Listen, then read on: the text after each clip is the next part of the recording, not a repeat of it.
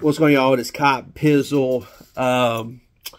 Still, not going to lie, still buzzing a little bit from the victory the Giants had on Monday night against the Green Bay Packers. I got to talk about it a little bit.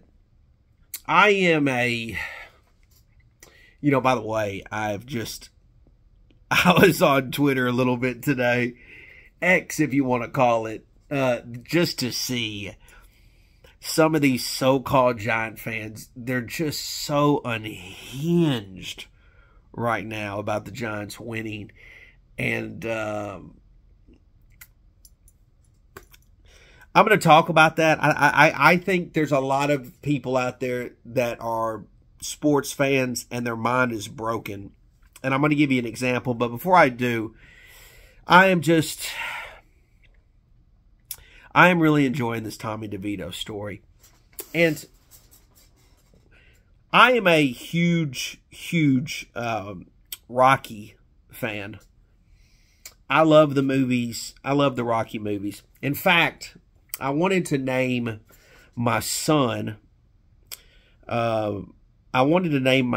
Apollo because of Apollo Creed. Now, my wife did not allow me to do that. But Apollo Creed was a character that I absolutely loved in the Rocky movie series. Now, that doesn't mean I was anti-Rocky, but I just loved Apollo Creed. And so, I was a big, I've just always been a big Rocky fan, right? And this Tommy DeVito story is a little bit like Rocky. Now, obviously, there's an Italian theme there, the Italian stallion, but just this underdog mindset of just being undrafted, unwanted, playing, going out there and, playing for the Giants, and to watch his dad, being a dad myself, what a dream scenario. Like, how cool is this? Like, sure, I mean, we all would want our sons to be Tom Brady, right? Or Peyton Manning or whatever. But, if you're gonna have it, you'd rather have the Tommy DeVito story than nothing at all, right? So to watch his dad enjoy this is so cool to me. It's so cool.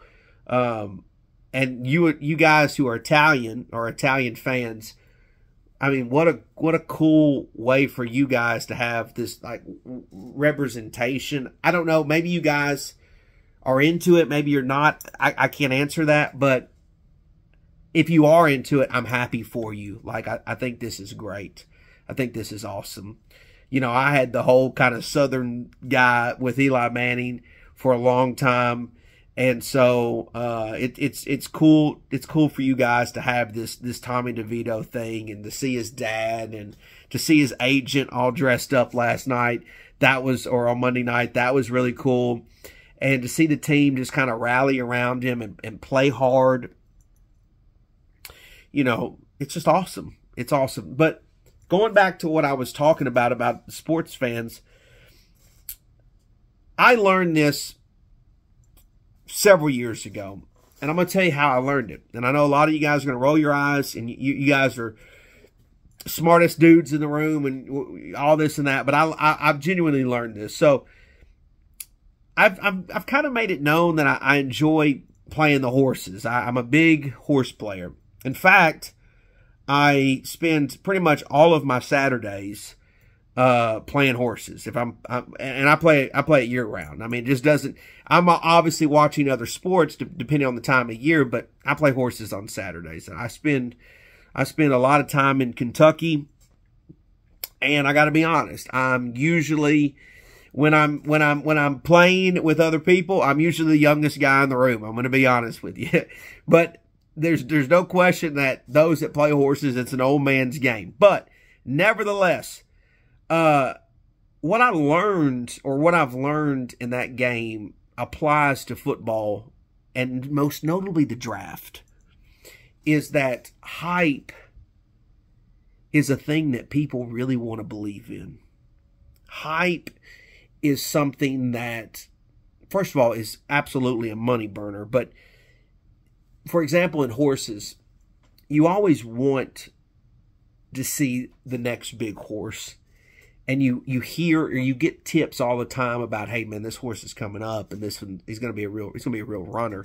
And you see it in the odds, and then or this horse is the sister or brother to this horse, or this is who his mama was or his daddy. There's always hype in horse racing. Horse racing is filled with hype. Now, a lot of you think, well, horse racing's not that, like, horse racing's an in-season thing. I got news for you. There's a huge underground of horse players out there that just don't simply talk about it. The reality is, though, that when you look at the betting pools on Saturday, there's a lot of people playing horses. But nevertheless, there's a lot of people that want to believe in hype. The draft is the same thing in the fact that they put out these, whether it's ESPN or scouts or like these teams, they put out these guys that are good players. Don't get me wrong. I mean, Caleb Williams is a good player. I'm sure Drake May's a good player. Jaden Dowling. I mean, these guys are good. These guys are good players. You win the Heisman in college football, you're a good player. I got it. But the reality is that hype is a real thing that people want to believe in. I am a person that loves underdog stories. That's what, to me, makes sports fun to me. That's what I love about sports, is underdog stories.